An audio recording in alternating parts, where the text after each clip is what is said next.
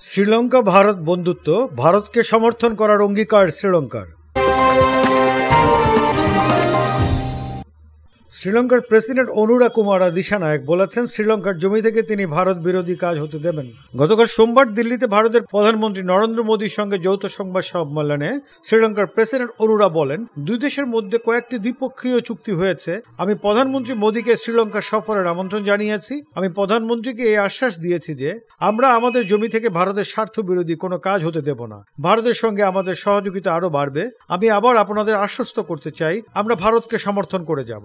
সামাজিক মাধ্যম এক্সে দিশানায়েক লিখেছেন, প্রেসিডেন্ট হিসেবে প্রথম বিদেশ সফর আমি ভারতে এসেছি। শ্রীলঙ্কার আর্থিক সংকটে ও ঋণের পুনর্গঠনে ভারত যেভাবে সাহায্য করেছে তাতে আমি প্রধানমন্ত্রী নরেন্দ্র মোদীর কাছে কৃতজ্ঞ। প্রধানমন্ত্রী মোদীর সঙ্গে আমি বাণিজ্য, প্রতিরক্ষা, ব্রিক্স, হাইড্রোগ্রাফিক গবেষণা ও বেআইনি মাছ ধরা বন্ধ করার মতো বিষয়গুলো নিয়ে আলোচনা করেছি। ভারতের প্রধানমন্ত্রী মোদী বলেছেন, আমরা মাল্টি প্রোডাক্ট পেট্রোলিয়াম পাইপলাইন বসানোর সিদ্ধান্ত নিয়েছি। বিদ্যুতের গ্রিড বসানোর সিদ্ধান্ত নেওয়া হয়েছে। শ্রীলঙ্কার বিদ্যুৎ কেন্দ্রগুলোতে ভারত এলএনজি সরবরাহ করবে। এছাড়া রামেশ্বরম থেকে তালাইমালানা পর্যন্ত ফেরি চলানোর সিদ্ধান্ত নেওয়া হয়েছে। দুই দেশই প্রতিরক্ষা চুক্তি করা নিয়ে সম্মত হয়েছে। মোদী দুই দেশের নিরাপত্তা স্বার্থের কথা জানিয়ে বলেছেন, মৎস্যজীবীদের সমস্যা নিয়ে আলোচনা হয়েছে।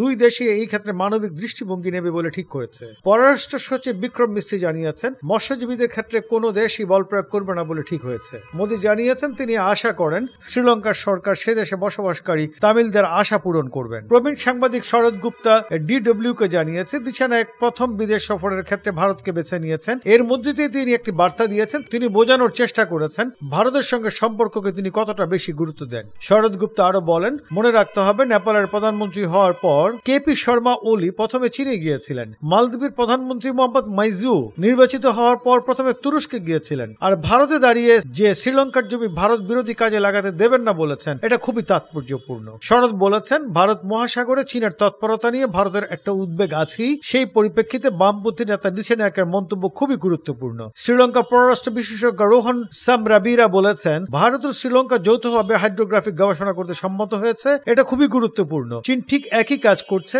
শ্রীলঙ্কার দিক থেকে আরেকটি গুরুত্বপূর্ণ বিষয় হলো পাইপলাইন, সেতু সহ পরিকাঠামোগত ক্ষেত্রে ভারত সহযোগিতা করবে। এটা শ্রীলঙ্কার কাছে সুখবর।